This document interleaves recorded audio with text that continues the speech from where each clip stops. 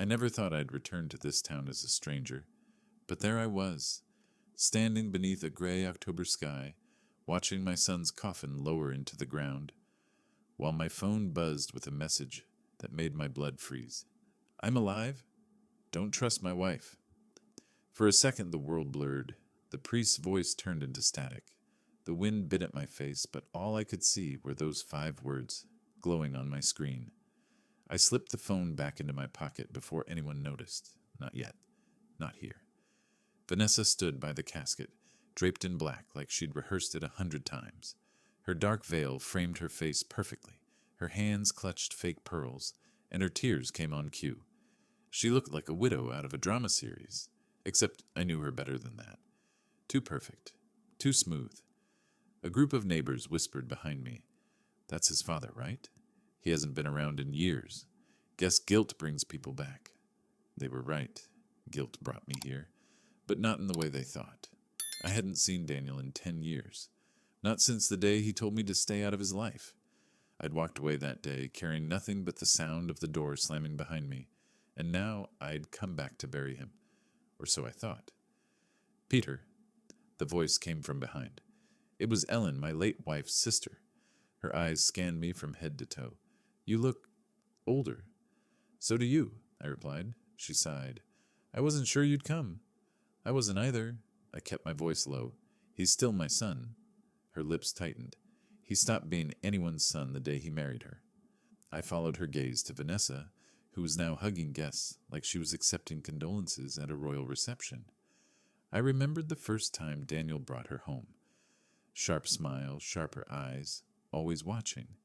Even back then, I saw the way she sized up our house, our lives, our bank accounts. And I remembered the night Daniel said, "If you can't support my choices, don't bother being in my life." The betrayal still sat like a stone in my chest. The priest ended his sermon, and the crowd began to scatter toward the reception hall. Vanessa stood near the casket, shaking hands. When she saw me, her face froze for half a second, just long enough to catch. Then, like a mask snapping into place, she smiled. "Well," she said as I approached, her voice smooth as silk, "the ghost returns." "I didn't know I was haunting anyone," I replied. She tilted her head. 10 years of silence, and you show up for the funeral." "How touching. I came to pay my respects," I said. "To your son?" she asked, arching an eyebrow. "Or your regrets?" I didn't answer. Her smile widened, but her eyes stayed cold. She leaned in, her perfume sharp and sweet. "You always underestimated me, Peter," she whispered, "and look how things turned out." Before I could reply, a lawyer stepped beside her, a tall man in a gray suit. "Mrs. Lawrence, the reporters are waiting inside," he said. She nodded and turned away, already shifting into performance mode. I watched her glide toward the hall, shaking hands, kissing cheeks, commanding the room like she owned it. Maybe she did now, but my focus wasn't on her anymore. It was on the text burning in my pocket. I walked toward my car, but stopped halfway. What if someone had sent that as a cruel joke? Or worse, what if it was Daniel himself? Could he really be alive? The accident report said his boat went down during a storm. His body was never recovered. The police called it a tragic loss. Vanessa called it fate. The insurance company called it a closed case. But I'd always called it strange.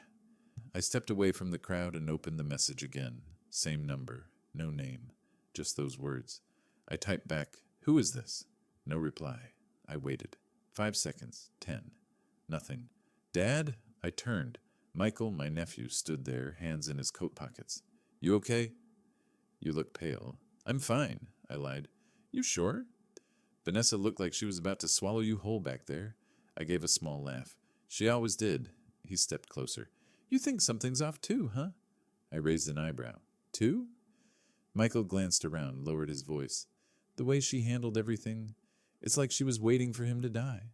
She's already talking about selling the house, merging the company, starting some foundation." "It's weird." I studied his face. Honest, curious, maybe even useful. But I wasn't ready to trust anyone. Not yet. "Keep your ears open," I said quietly. He frowned. "For what?" "If something's wrong, we'll find out," I replied. Michael gave me a puzzled look, but nodded slowly. As he walked away, I caught Vanessa watching me through the reception hall window. Her eyes narrowed for a split second, like a predator spotting movement in tall grass. I exhaled slowly. She knows I'm not just here to grieve. As the sun dipped, the crowd thinned. Cars pulled away. Vanessa retreated inside to entertain the vultures. I stood alone by the grave, staring at the headstone with Daniel's name carved deep into the stone.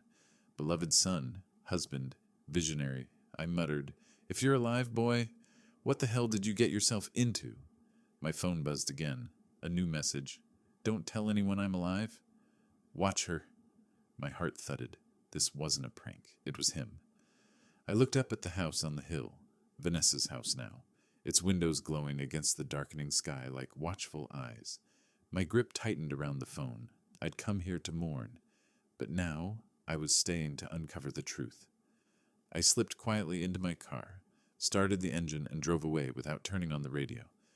The only sound was my heartbeat and the faint echo of shovels filling the grave that might be empty.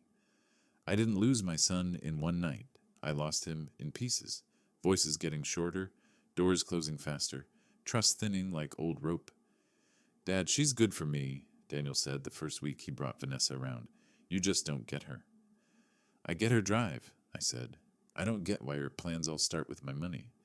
He laughed, but his eyes were hard. "You think everyone wants what's yours?" "I think she measures what isn't hers yet." He kissed her temple in my kitchen. That was the first strand that snapped. She returned with a folder, mock-ups, logos, words like scale and runway. "With seed money," she said, "Daniel can go from local to regional in a year." "Your guarantee unlocks investor confidence."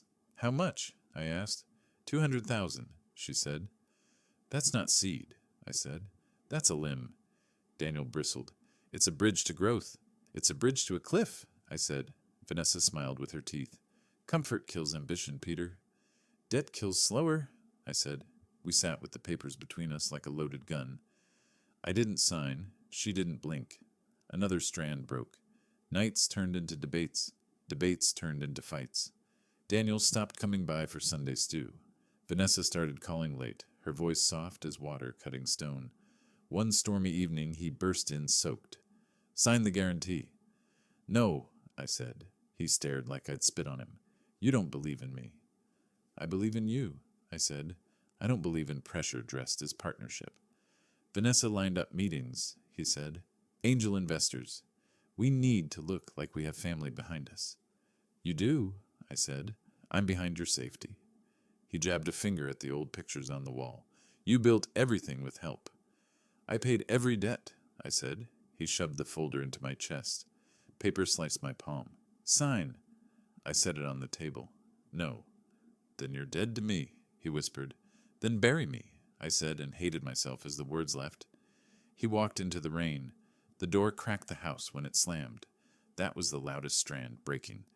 After that, news came sideways. He leased a glass office. He bought a boat. I tried to stay a father without becoming a wallet. "Take the slow contracts," I said on the phone. "They feed you steady." "Slow is death," he said. "We need velocity." "Velocity without brakes is a crash." "God, you love control," he snapped. "I love you," I said. "That's different." He hung up. I mailed him a box, his mother's ring, a note. "Legacy isn't money, it's mercy." The box came back unopened. Sticker on top. Recipient refused. I kept the sticker in my wallet. One afternoon I drove to his apartment. Vanessa opened the door. "Peter," she said, "boundaries are healthy." "I'm here to see my son." "He's in a meeting," she said, "with people who think bigger." "I think of roofs and mortgages, and we think of stakes and equity," she said. Daniel stepped into view, tired eyes, a new watch. "Don't do this." "Do what?" I asked. "Make me pick." "I never asked you to pick," I said. "I asked you to pause." "Pauses cost," Vanessa said. "Some costs save lives," I said. Daniel looked at the floor. "Please go." I went. In the lobby, my hands shook. I had lost. Months rolled. A near default. Then a bridge loan. A party where Vanessa toasted. Legacy. Daniel stopped visiting his mother's grave. The last time we spoke, he called from the marina. Wind howled through the line. "Sign the refinancing," he said. "One signature and we're clear." If you're clear, you don't need me, I said. Don't be stubborn. Don't be rushed. I'm tired of begging, he said. I'm tired of watching you run toward a storm. I'm done, he said. We're done. Son? No, he said. Not anymore. The line went dead. That was 10 years ago. The rope had split. I left town a month later, sold the workshop, learned the hollow weight of one plate, one mug, one key. People say time heals. Time only hides sharp things until you reach for something else and bleed again. The funeral invitation came in a cream envelope. Accident at sea. No body recovered. Memorial to follow. The story was clean. Vanessa likes clean stories. But yesterday, as dirt hit the coffin and cameras clicked, and she dabbed perfect tears, a text burned through my pocket. I'm alive. Don't trust my wife. If grief is an ocean, that message was a flare. Tonight I sit in a cheap room with the window cracked to cold. My phone rests on the table, ready to move. I can still hear the door slam from years ago. I read the sticker in my wallet. Recipient refused. I whisper, me too. The phone buzzes. A new message crawls across the screen. Meet me where the rope snapped. Midnight. Come alone. There's only one place that means the marina's North Pier, the mooring post I taught him to tie when he was 12. The knot held in storms. We called it our promise knot. I stand, pocket the phone, zip my coat. The promise knot waited 10 years. Vanessa won't like what gets tied there tonight. I hadn't stepped foot in this town in a decade. But that night, as the clock struck midnight, I stood at the North Pier, the place where promises were tied and cut. The marina was silent, except for the wind sliding across the water. Old boats creaked like restless bones. The smell of salt and engine oil hung in the air. My footsteps echoed against the wooden planks as I walked toward the mooring post, the same one where Daniel learned to tie his first knot. And there he was, not in the flesh, but in the shadows. A burner phone duct-taped beneath the post, vibrating softly. I ripped it off and answered. Hello? I whispered. Static, then his voice, older, rougher, but unmistakable. Don't say my name, he said. They might be listening. My throat tightened. Where are you? Can't say. If she knows I'm alive, I'm dead for real. She? Vanessa? He exhaled sharply. She did this. The accident wasn't an accident. You were right about her all along. A bitter laugh slipped out before I could stop it. Took you long enough to figure that out. I don't have time for regret, he said. I need you to do what you do best. What's that? Watch. Wait. Planned for a moment, I forgot the cold. 10 years melted into that voice. Why me, Daniel? After everything. Because no one else knows how to disappear like you did, he said, and no one hates her the way you do. The line cut. Dead air. I stood there staring at the dark waves. He'd chosen shadows, just like I had. The next morning, I checked into the cheapest motel on the edge of town. Faded curtains, thin walls. Perfect. I gave a fake name, James Cole. Old ID trick. The clerk didn't look twice. I spent the day driving through familiar streets. Everything was polished now. New condos, glass storefronts. But beneath the shine, the same cracks ran deep. I parked across from the Lawrence family estate, my old house. Vanessa stood on the balcony sipping coffee like a queen surveying her kingdom. She didn't see me. That's how I wanted it. I rolled down the window, watching workers load boxes into a black SUV.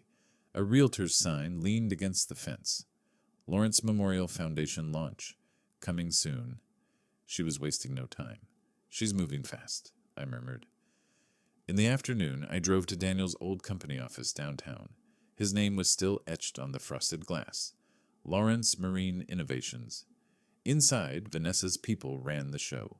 New management, new investors. Same smell of money and rot.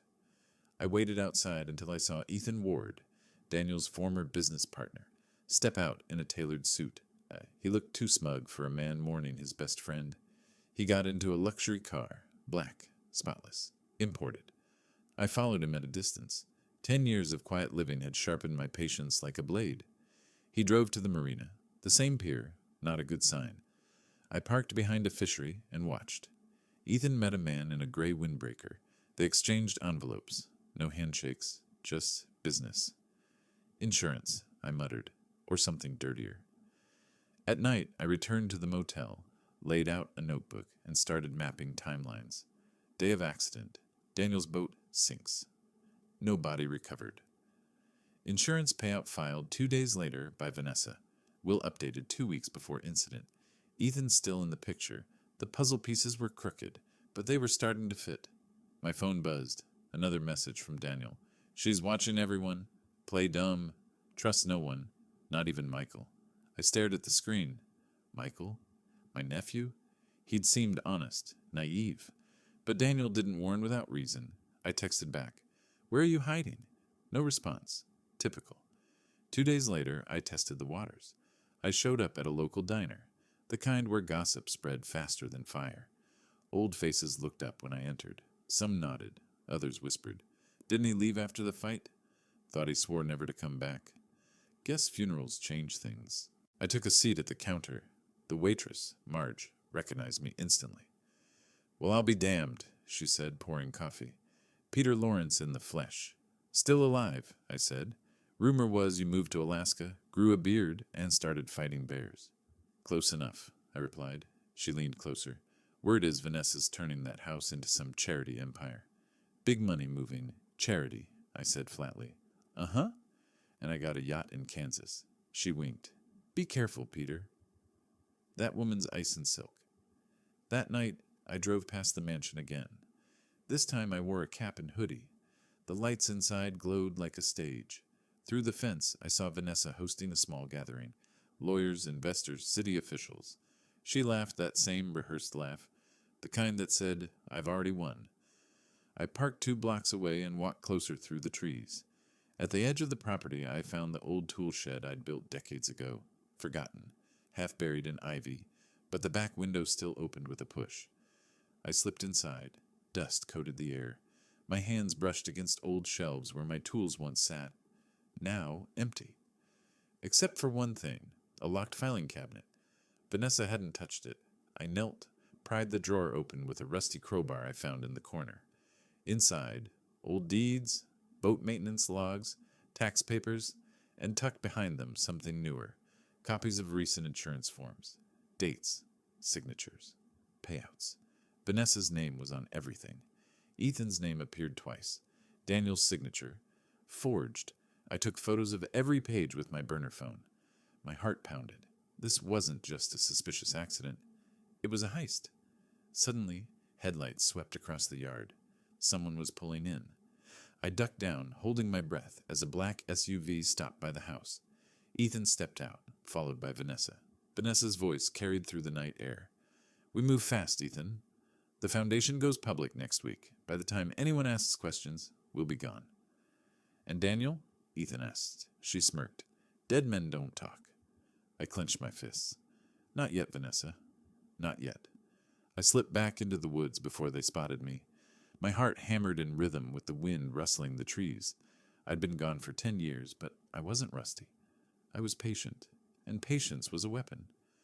Back at the motel, I pinned the insurance photos on the wall. Names, dates, payouts. A timeline started to form. She thought she'd buried her crimes with Daniel. But now, Daniel was alive, and I was back. As I stared at the board, my burner phone buzzed again. A new message. Good. You're close. Don't make a move yet. She's more dangerous than you remember. I typed back, I've changed too? No response, but I didn't need one. I closed the blinds, turned off the lights, and let the darkness settle around me. 10 years ago, I walked away defeated. This time, I'd walk back, in silence, from the shadows. And when the time came, she wouldn't see me coming. I walk into the lion's den wearing a borrowed smile. If she spots the teeth beneath it, I'm dead. So I keep the smile, and I keep my secrets. Name? The doorman asks.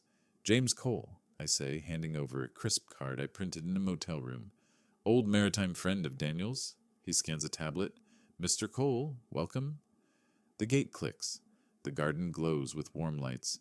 Glass clinks, and money laughs like it has nothing to fear.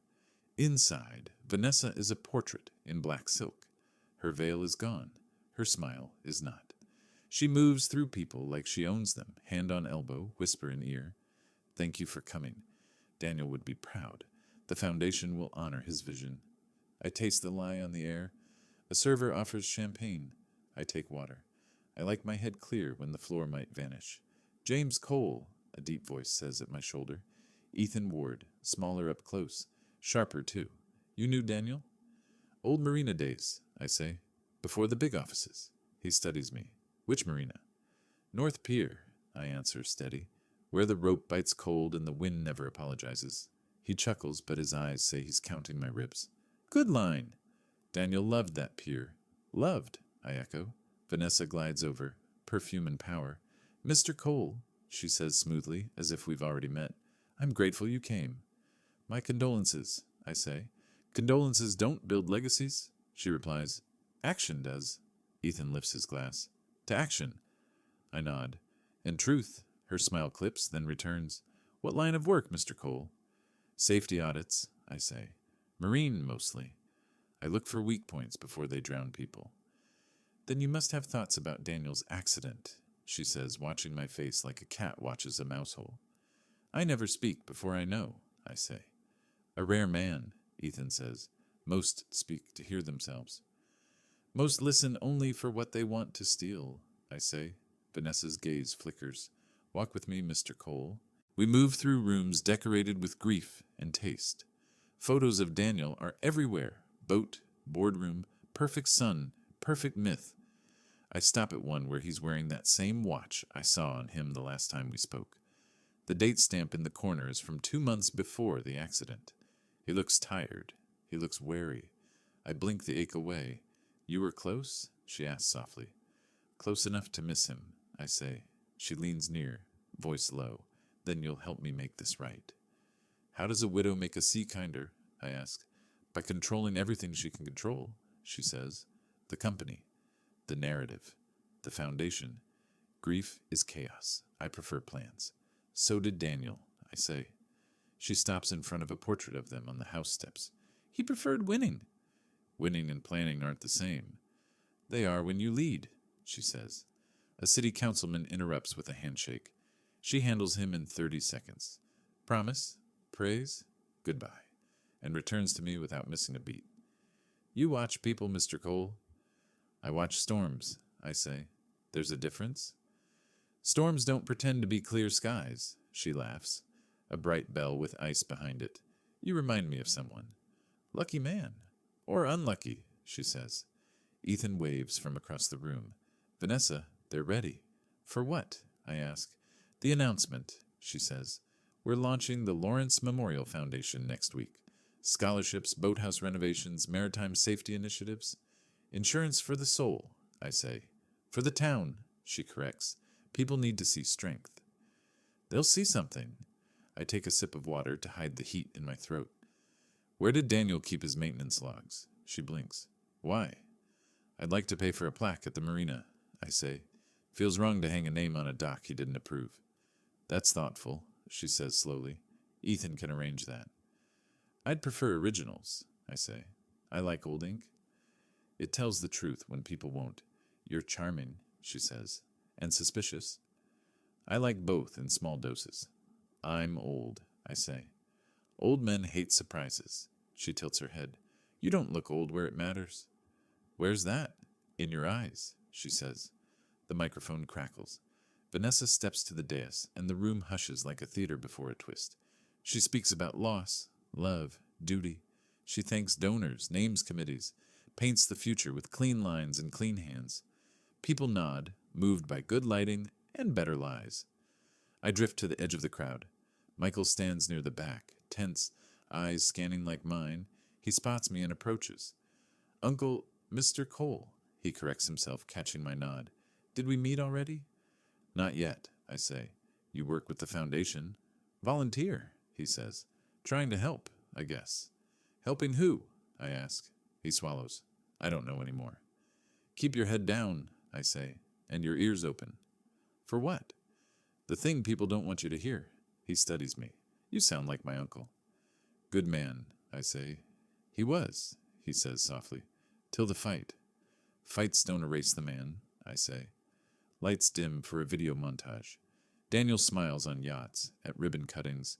Beside Vanessa, music swells. The crowd dabs eyes. I step back, slip into the hall, and follow the old route to the study. The door's locked. I wait.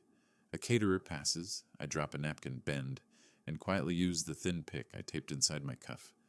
Click. The door opens like a sigh. Inside, the study smells like cedar and secrets. I keep the lights off. Moonlight stripes the desk. I move to the shelves. The cabinet I pried open last night still sits quiet, but this room holds different prey. Personal files, a leather notebook, a tray of keys labeled in neat hand. I scan the desk drawers. Pens, stationery, a black envelope with a gold seal. Footsteps. I freeze. The handle turns. The door opens an inch. Silence. Then it closes again. My breath returns in slow, careful sips. I slide the envelope free. Inside is a schedule printed for next week. Will reading, Wednesday 10 a.m. Attendees, Vanessa Lawrence, Ethan Ward, council, select board members. My pulse ticks. No mention of family. No mention of me. Clean lines again. There's a sticky note stapled to it. Confirm witness statements. Replace originals. Ethan's initials scratch the corner. I pocket a photo from the desk. The two of them on the balcony at sunset. Faces turned toward a future they thought they owned. Then I shut the drawer and slip out.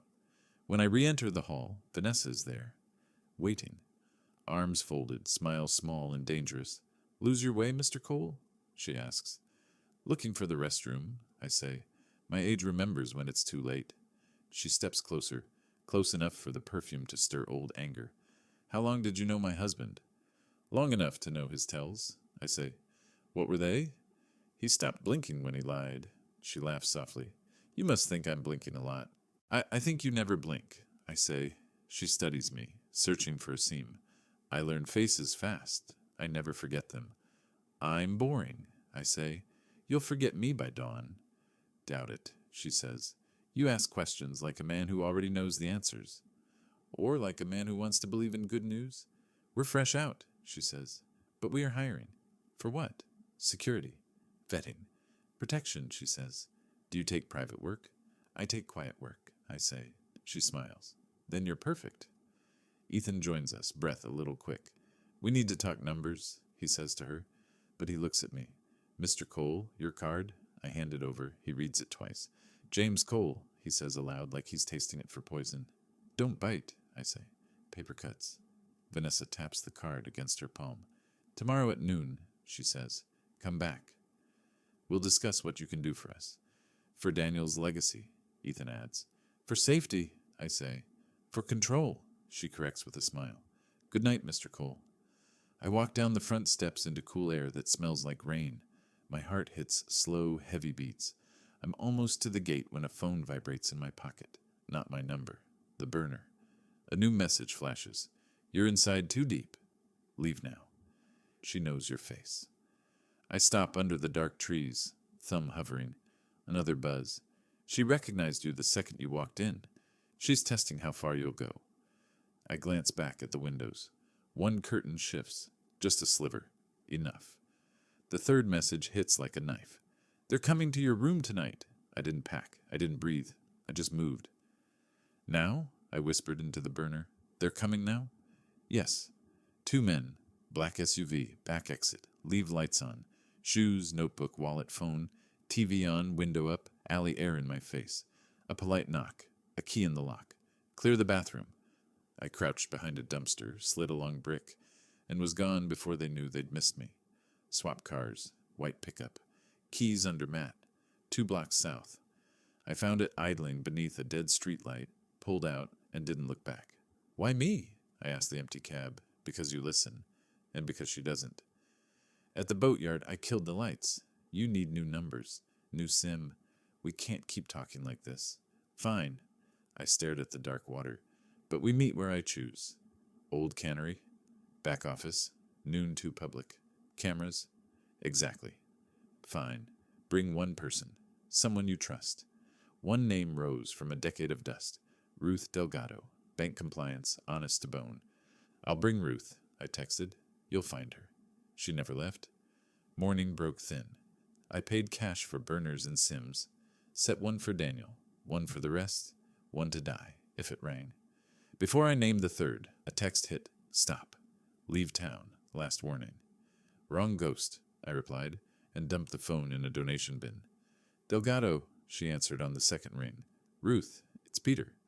You picked a fine time to haunt the living, she said. Coffee? Noon? Cannery? She hung up. The cafe tried to drown the cannery smell with cinnamon. Ruth sat in the corner, blazer silver at the temples, eyes that read numbers like confessions. You look thinner, she said. You look busier. I am. She studied me. I'm sorry about Daniel. Hold that, I said. I heard him at midnight. Her eyes narrowed. Explain. I told her about the pier, the burner, the SUV at my room. I kept his name off the air. If he's alive, she said, stirring coffee that didn't need stirring, he's scared, or setting the stage.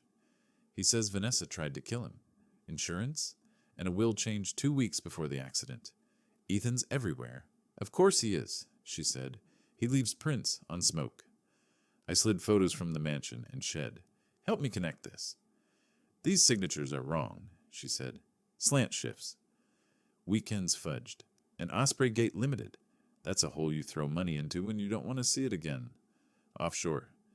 Far and fast, she said. What do you want? She asked. Proof, I said. Enough to pull the floor from under her and keep my son breathing. You'll burn, she warned. I don't care if I burn. I care that she stops building altars on our ashes. She gave a tired smile. Still a poet with a wrench. I can trace 3 accounts today. Quiet.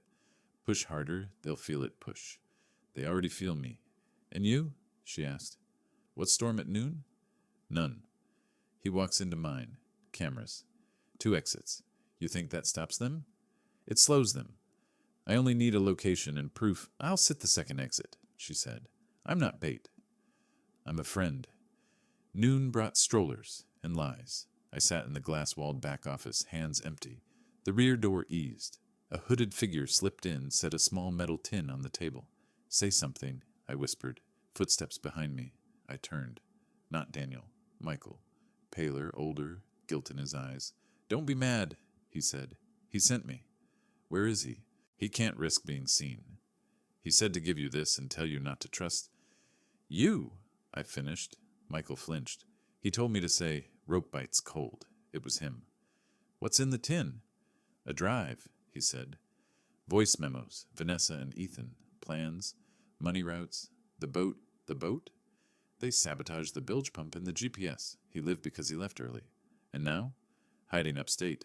He thinks she can find him if he moves wrong. Ruth filled the doorway. We should move. We slipped into the hall. In the cafe window, a man held a cup he didn't drink, hand to his ear. Right, I said. We turned left. Service corridor, Ruth said. River Street. Michael hugged the tin. He said keep it on you. Not in bags. On you. I've got it. At the exit, sunlight. A truck blocked part of the street. My phone buzzed. 2 tails. Gray cap. Red jacket. Don't go to the truck. Left alley. Now. Left, I said. We slid into the alley's cool. Footsteps quickened. Drop your phone in the blue bin. Pick up the one in the crate. Ruth pointed. I obeyed.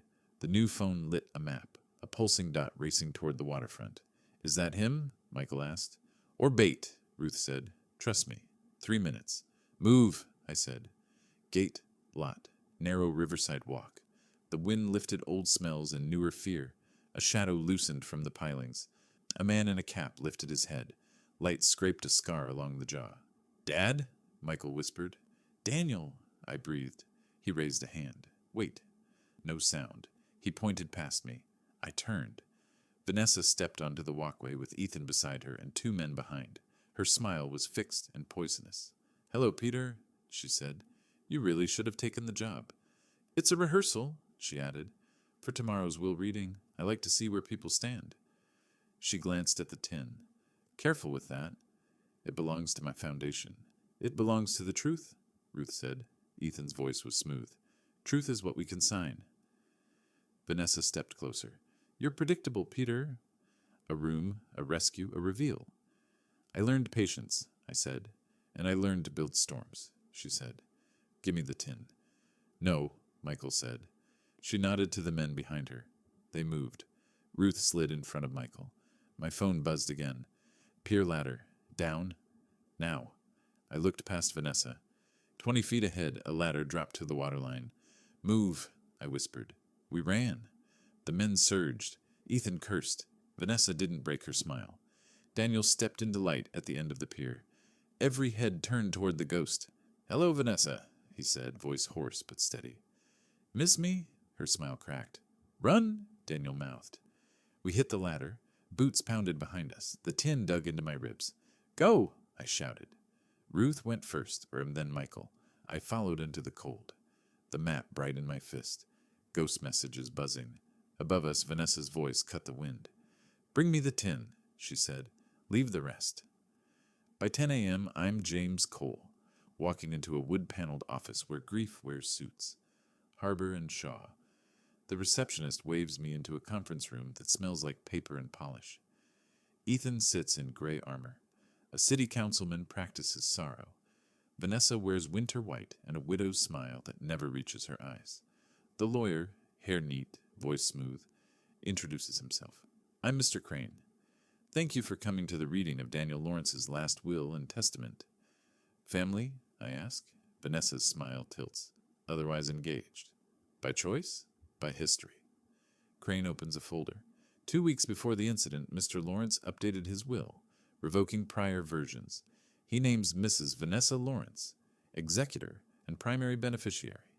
Remaining assets fund the Lawrence Memorial Foundation. Ethan lifts his chin, as Daniel wished. Witnesses? I say. On file, Crane replies. Sealed. For their safety? For standard reasons. He reads. Real property. Company shares. The boat. Cash. Every road leads to Vanessa, then to her foundation. My burner hums against my leg. Don't argue. Record. Check the books. The answer isn't in his words. It's where he hid them. I slide a recorder from my pocket and let Crane's cadence pour in. When he finishes, he slides an envelope across the table. A personal letter to Mrs. Lawrence. She doesn't open it. Any other letters? I ask. None, Crane says. That's odd, I say. Daniel liked notes. Vanessa studies me. He learned to trust me instead. Lucky man. Lucky widow, she says. We rise. I drift toward the hallway like an old moth. Vanessa drifts faster and stops me with a soft step. Mr. Cole, she says, you watch for weak points. Watch your own. This town bruises. I'm built of bruises. Good, she says. Then you know how long the color lasts. See you tomorrow. I slip past her into a library lined with leather law. Dust floats like slow snow. My finger walks spines until it pauses. One volume sits proud by a fraction. Title 46. Shipping. Heavier than it looks. Inside the cover, a pocket cut with a careful hand. A folded page sleeps there. Daniel's handwriting hits me like surf. If you're reading this, I didn't trust the room. The will you heard is not mine. She brought strangers to witness I signed something else. Check ledger, Blue Harbor, page 74. It's in the study behind the model schooner. Tell Dad I was wrong about everything. Tell Dad. I photographed the note and put it back. Footsteps. I let 2 books fall. Noise buys seconds. While I gather them, Mr. Crane fills the doorway. Lose your place? He asks. Always, I say. Law makes my eyelids heavy. He glances near the right book. Mrs. Lawrence is asking for you. Back in the conference room, Vanessa stands by the window. Ethan scrolls his phone. One more thing, she says sweetly. How long did you know my husband liked notes? Long enough to miss them. She weighs the answer, then lets it go. Crane taps his folder. If there's nothing further, there is, I say. Notary date? 2 Fridays ago, Crane replies. During the storm? He hesitates half a breath. We use mobile services. Efficient. Essential, Vanessa says. They leave as a flock. I count 10, take the stairs to the basement records room, and slide through a door marked Records as a clerk pushes a cart away. Gray boxes line the walls. Estate, Lawrence. Witness, affidavits. Notary, logs. I pull the log, flip to 2 Fridays ago. Neat entries, then one written darker, like a pen that stuttered. 2 witness names I don't know. Address, P.O. Box. Time, 5:52 p.m. I take photos, slide the book back. My phone buzzes. Blue Harbor, study behind the model schooner. Now, the mansion, In the alley, I almost collide with Ethan. Surprise flares, then shuts. Restroom again, Mr. Cole? He says. Forever. Vanessa's impressed, he says. We may have work for you. Security vetting. She misses blinking. She never needed to. Tomorrow? Tomorrow. We pass each other like knives and don't bleed. Wind comes in salt and cold. I text Ruth. Back garden. 1 hour. She replies with a single dot. Ready. I drive with the radio off. A black SUV settles 2 cars back. Another waits ahead. The gates open. The house rises like a ship built from money and lies. I park by the side entrance and slip along the hedge to the study's patio door. The alarm sensor is old. 2 magnets, misaligned by a hair. The door sighs open. Inside smells like cedar and polish. Moonlight lays silver across the desk. The model schooner waits on the credenza. I lift it, turn it, peel back felt pads that hide 2 tiny screws. The backboard yields. A ledger bound in blue cloth slides free. Blue Harbor, page 74, holds neat entries, then a tighter hand. Transfers from company accounts to Osprey Gate Limited, then to a trust in Vanessa's maiden name. A margin note. Ethan knows. Don't sign anything without witnesses I pick. I take photos fast. Headlights wash the lawn. Doors thump. Voices creep through the glass. I slide the ledger back, reseat the schooner, and turn toward the hallway. Vanessa stands there, a pale blade in the doorway, phone in her hand, smile tidy and thin. Good evening, Mr. Cole, she says. Or is it Peter now? My mouth goes dry. You have a generous house, I say.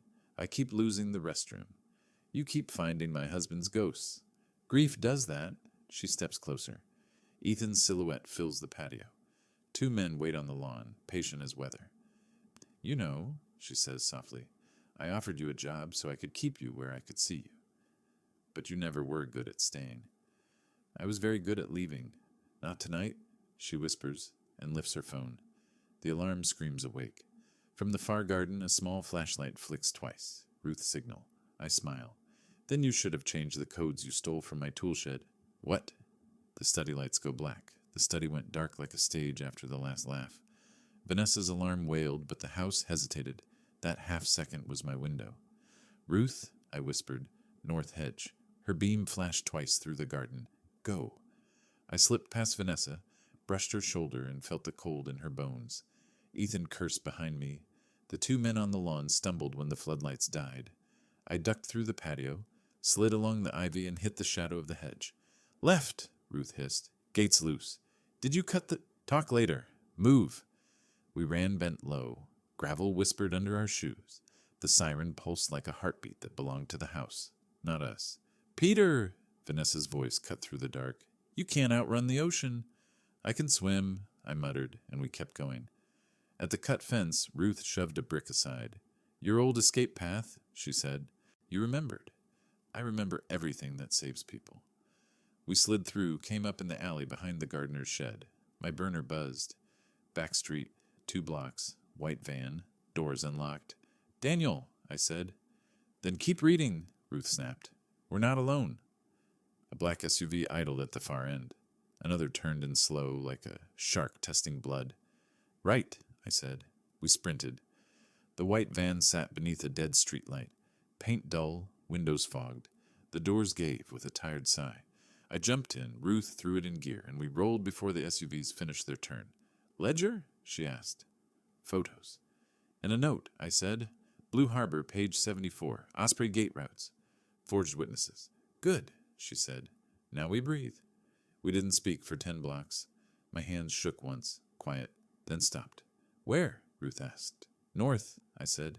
He won't stay near the water tonight. My phone buzzed again. 1 hour. Old logging road. Mile marker 19. Alone. Ruth read it over my shoulder. Alone? He trusts you, I said. He trusts Data, she corrected, but I'm not dead weight. I'll park down road, I nodded.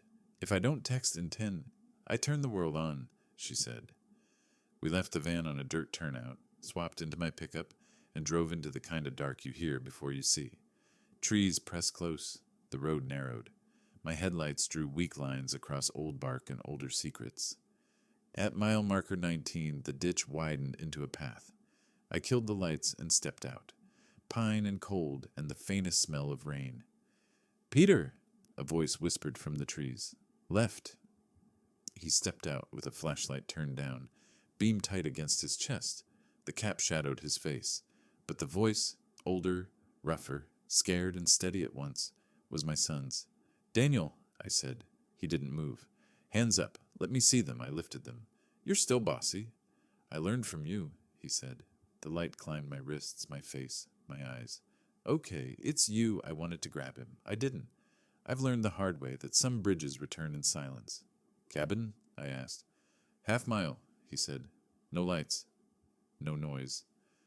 We walked under a roof of branches that drank sound. He kept the beam on our feet.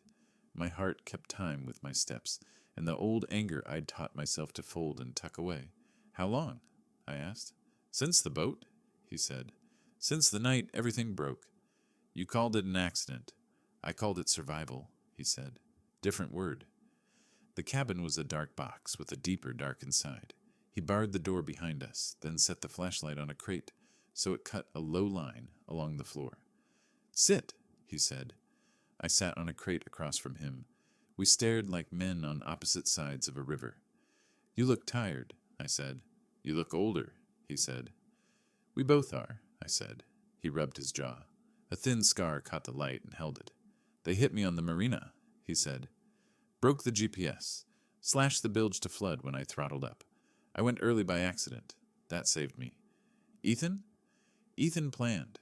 Vanessa paid," he said. "Witnesses came later. The will was a performance. You signed something else," I said. "I signed documents for a meeting," he said. "She swapped sets." I knew too late. I left a note at Crane's office, behind the shipping book. "Did you... I found it." "Good," he exhaled. I kept voice memos. "You got the tin?" "Michael delivered it," I said. "You used him." "I used the one honest man who could get close." "He's a kid." "He's a man," Daniel said, "and he's the reason I'm not dead twice." I looked him over the way fathers do when they count for damage. "You're thinner." "You left," he said. "Don't," I said. He nodded and swallowed it. "I'm sorry," he said, fast and quiet. "I said things I can't take back." I pulled the rope till it snapped. I wanted speed. I married the storm. "I warned you," I said. "I know," he said. "You were right. Are you happy?" "No," I said. "I'm here." His mouth trembled once, then held. "Thank you for coming back." "I never left you," I said. "I left the noise." He rubbed his eyes with his fists like a boy. "We don't have long," he said. "Vanessa thinks you're me. She thinks you play savior. She'll send men to the motel, the van, everywhere you touched." "She already tried," I said. "Twice." "Good," he said. "That means she's scared." "I want her careful, not scared," I said. "Scared people cut corners and throats." He nodded toward a battered backpack. "Evidence. Insurance routes, offshore shells, Ethan doing cleanup calls, a memo where Vanessa says the word finalized the night before the boat." "You know what that means." "I know," I said. "We need a stage." "The gala," he said. "2 nights. She'll crown herself Queen of Grief. You'll be James Cole at the door. I'll walk in at the end." "You're not ready," I said. "I'll never be ready," he said. "But she is, and that's worse." "Public reveal," I said. "Recordings, screens, press, police," he added. "But not the local ones." "They drink her champagne. State," I said. "Maybe federal." "Ruth can open doors." "Ruth Delgado?" he asked. "She's in." He blew out a breath. "Okay. Then we plan."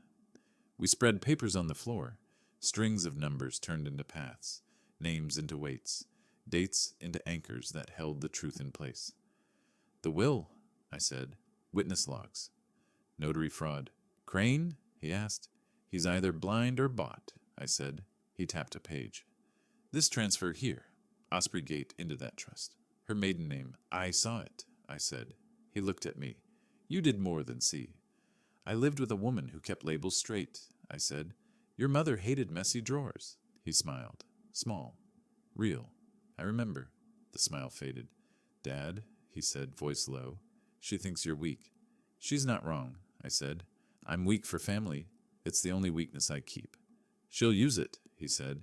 "She already did," I said. We sat quiet. Pine creaked. Rain scratched at the roof like a slow hand. Say it, I told him. What? The part you're afraid to say.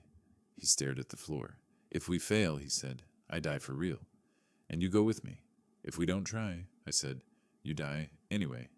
And she keeps the world. He looked up. Okay. Okay, I said. We do this my way. How's that? Slow, I said, clean. No glory until the last 5 minutes. He laughed once. I miss this. You miss being told no, I said. He shook his head. I miss being told how. My phone buzzed on the crate. A message lit the room with cold light. We see you. Bring him home. I showed it to him. Her, he asked. Her, I said. Another message appeared like a knife sliding deeper. Nice cabin, pretty trees, lights off. That helps. Daniel's face drained. How? She tagged something, I said. Phone, van, Michael. Not Michael, he said. Don't you? The third message stopped him. Tell Michael thanks for the trail. Silence held the cabin like a fist. He wouldn't, Daniel whispered. Hope is a kind lie, I said. We need facts. He stood. I'll call him. No calls, I snapped. If they can see, they can hear. He paced once, twice. So they're close. Close enough to lie?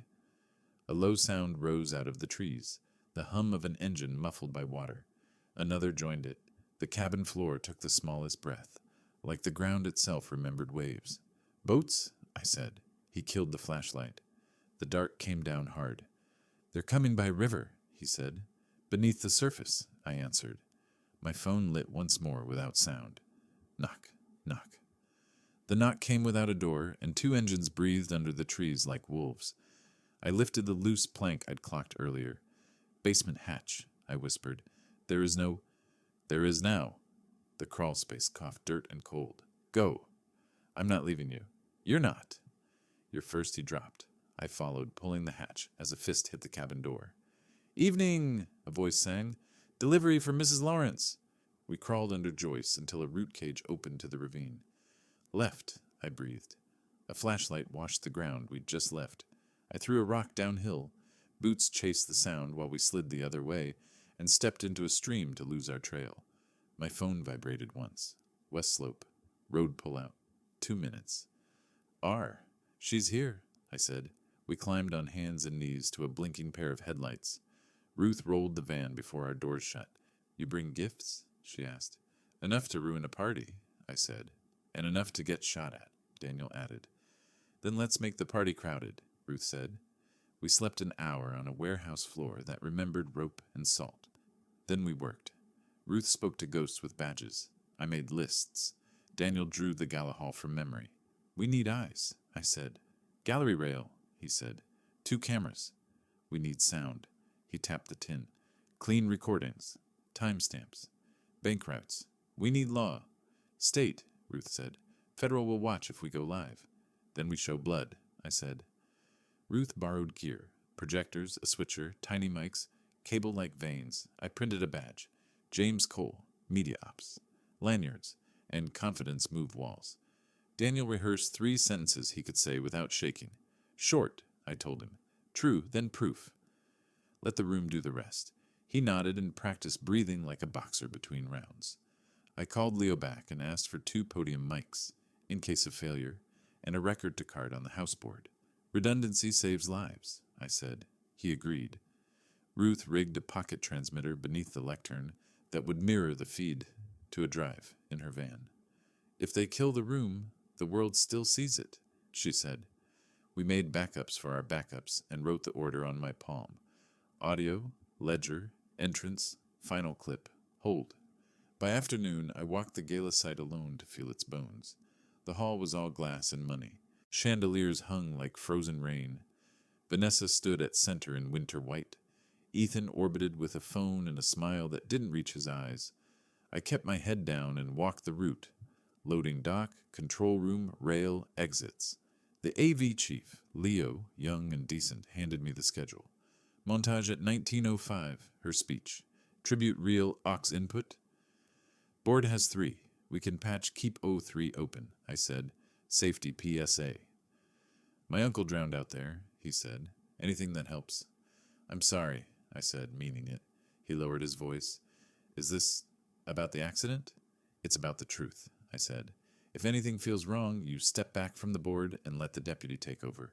You don't have to be a hero, he swallowed. Copy. At dusk, black suits and darker dresses floated up the steps. Banners rose. The Lawrence Memorial Gala. Ruth parked 3 blocks away in a panel van marked Civic Media. She coiled cable like she was braiding rope. Daniel hid in a service corridor under a cap. I slid a fresh SD card into the recorder beneath the podium and taped the spare under the stage lip. When you expect storms, you tie everything twice. All 3 ready, Leo said in my ear. Stand by, I said. Ruth? Feeding audio in 5. Daniel? I'm here. Don't blink. Vanessa smiled like lies were scripture. Tonight, we turn loss into light, she told a room ready to believe. Checks warmed in pockets. Cue montage, Leo said. Screens bloomed with Daniel's face. Music swelled. On my count, Ruth said. 3, 2, 1. The screens flickered, then held. Vanessa's voice, caught months ago, came silked with nickel. Finalize it, Ethan. We have one chance. The storm gives us cover. A wind of murmurs moved the room. Ethan spun toward the booth. Kill that, he hissed. Hold, I told Leo. You're safe. Another clip. Ethan smug. Insurance moves when grief does.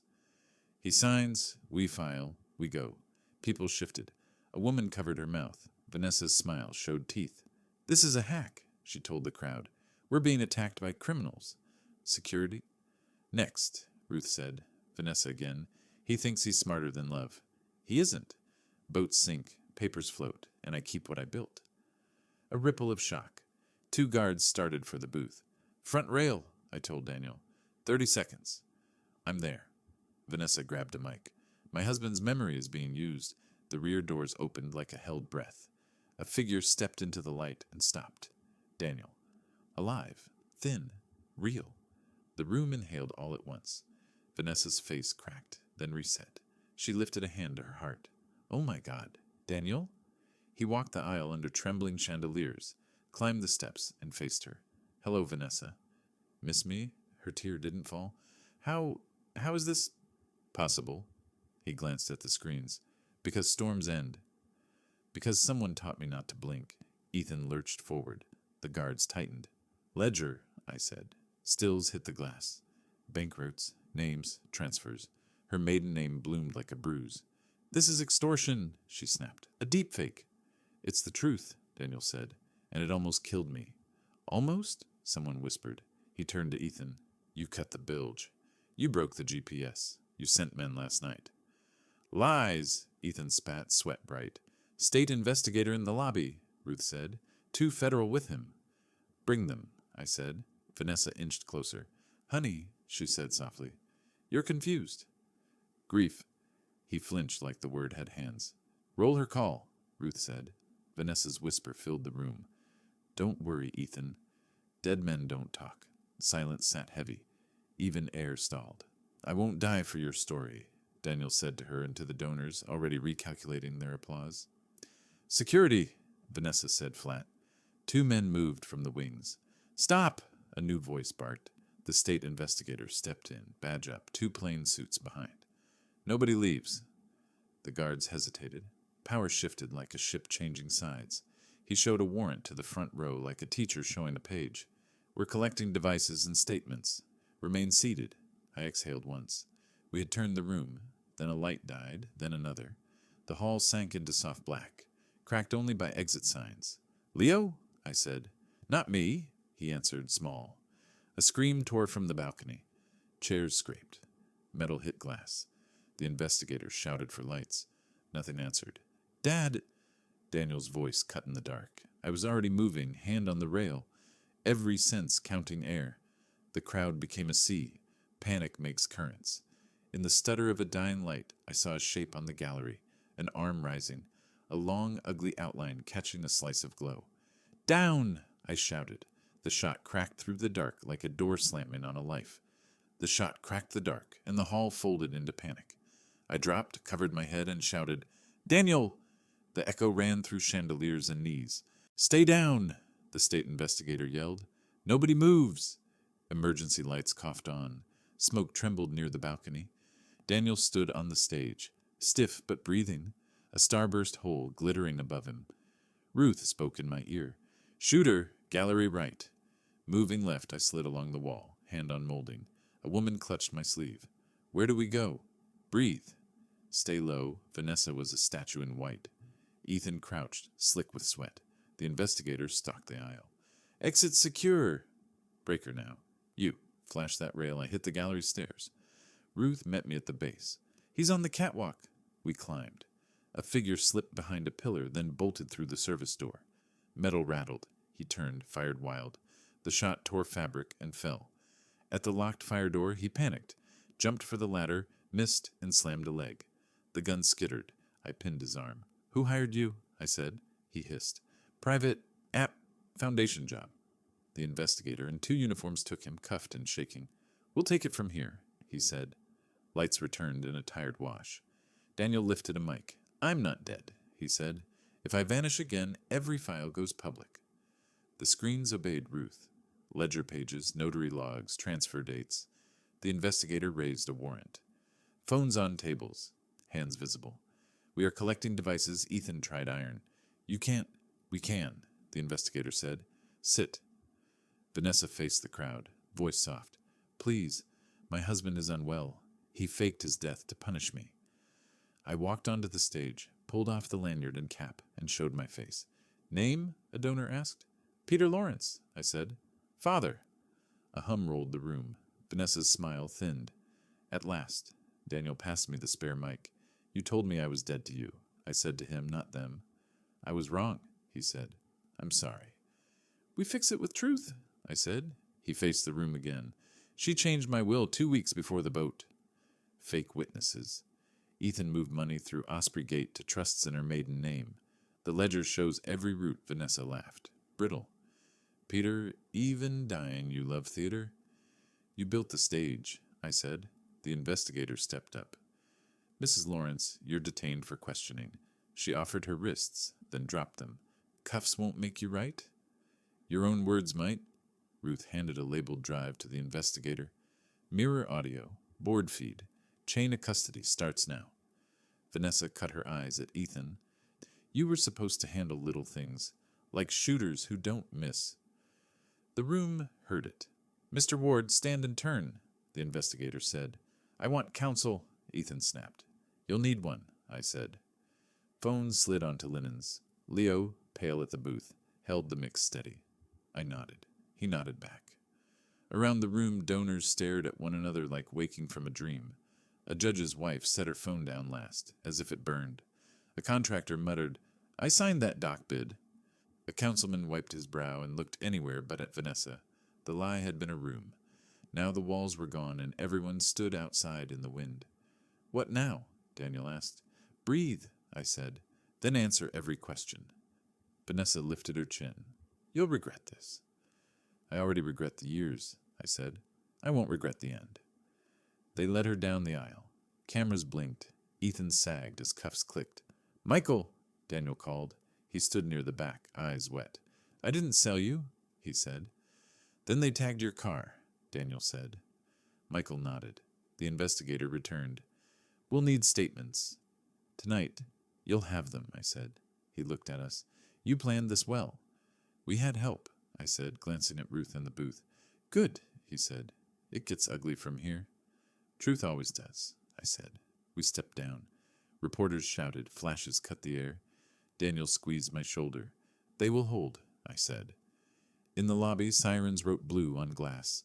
Ruth pressed a small envelope into my hand. "Spare card." Everything we ran, I slid it into my shoe. Where she can't reach. Outside, night felt clean. Stars pried through city glow. "Dad," Daniel said, "thank you." "We're not done," I said. "We only opened the box." He nodded. "Tomorrow?" "Tomorrow," I said. "We rebuild." My phone buzzed. Blocked number. A calm voice. "Nice show. But you have 1 ledger. We have 10. Who is this?" "Someone who liked the old order," the voice said. "Sleep light." The line died. I felt the wind change. "It wasn't just them," I said. Daniel's jaw worked. "No." We turned toward the doors where questions waited. The investigator waved us inside. Uniforms made space. In the glass I caught our reflection, 2 men side by side, older than we should be, still standing. I thought of the pier knot that held in storms. I thought of the ring he once refused. "Dad," he said. "Yes." "If I fall apart later—" "You can," I said. "I'll hold." We stepped into the bright, into the noise, and did not look back. Morning slid in slow, like a bruise turning yellow. Reporters slept in vans. Cops traded coffee for statements. I sat with Daniel on a bench outside the station, our breath fogging the glass. "You sleep at all?" I asked. "A minute," he said. "Maybe 2. "Good minutes?" "They didn't fight back," he said. Ruth walked up with a folder. "Vanessa's booked. Ethan, too. The shooter's talking for a deal." "What's he giving?" I asked. "Payment Trail. A private security group on retainer, and a hint at bigger money behind the foundation." "The old order," I said. Ruth nodded. "State will loop in federal fraud. It won't be quick, but it will be heavy." Daniel rubbed his jaw. "Do they believe me?" "They believe the files," she said, "and they see your scar." He looked at me. "You still mad?" "I'm tired," I said. "Mad can wait." He smiled once. "I'll take tired." We walked to the river. Police tape fluttered on the pier like warning flags. The mooring post stood where it always had, stubborn and scarred. "You made me learn the knot until my fingers hurt," he said. "You said pain meant progress," I replied. "I was 12. "You were right," I said. He laughed softly. "I was loud." "You were mine," I said. We stood in silence until the wind picked up. Somewhere a gull argued with the morning. "What happens now?" he asked. "You tell the truth," I said. "Every time. Even when it hurts. And you?" "I fix what I can," I said. "And I stay." He nodded, eyes on the water. I thought dying would make everything easy. "Death only clears calendars," I said. "It doesn't clean souls." He took a breath. "I'm sorry." "I know," I said. "I forgive you." He swallowed. "Say it again." "I forgive you," I said, "and I won't weaponize it." He blinked hard and looked away. "I don't deserve that." "Neither did I deserve the words you said," I answered. "We're even." Ruth's phone buzzed. She read, frowned, then pocketed it. "They're seizing the foundation servers." "You two need a safe place while this shakes." "My old workshop?" I said. "It's a taco stand now," Ruth said. "Better food, worse secrets." Daniel smiled. "We could use both." We cut through town, where people pretended not to stare but failed. A woman at the cafe held the door. "Mr. Lawrence," she whispered to Daniel, You gave my nephew a job once." "I hope he kept it," Daniel said. "He did," she said. "Be safe." Inside, Marge slid us coffee. "On the house," she said. "And if anyone asks, I never liked that white dress." "Join the club," I said. Daniel lifted his cup. "To the people who kept watching." "To the people who kept receipts," Ruth added, tapping her folder. My phone buzzed. A blocked number. I stepped outside under the awning. "Speak," I said. "That ledger was page 1, the smooth voice said. "You'll get tired before we get poor." "Come try me in daylight," I said. "We don't like daylight," the voice replied. "See you at the audit." The line clicked dead. Rain started, thin and cold. Daniel joined me. "Another threat?" "Another promise," I said. "We've still got work." He stared at the street. "You think I can be more than the man who almost died?" "You already are," I said. "Be the man who stayed." He nodded. "And you?" "I'll be the man who came back." We paid, left cash heavy enough to mean things, and walked up the hill to the cemetery. The grass around Daniel's new headstone was still raw. A plastic flower leaned in the wind like it didn't believe anything. He stood over his own name and shook his head. "Creepy." "Proof you beat a bad story," I said. He took out his phone, typed, then stopped. "No." "Say it first." I frowned. "Say what?" He smiled. "The thing you'd text if I was still gone." I looked at the stone, then at him. "Come home." He typed anyway. My phone buzzed in my coat. "Thank you for coming back." I typed slow, letting the words fit the years. "Family returns." Eventually. We turned from the stone and started down the hill. The town didn't look softer. The future didn't look easy. But the knot, our knot, held in my hands, and the line pulled us forward together. Behind us, thunder rolled far off. In front of us, the road waited. Ready? I asked. No, he said, but I'm going. Good, I said. So am I.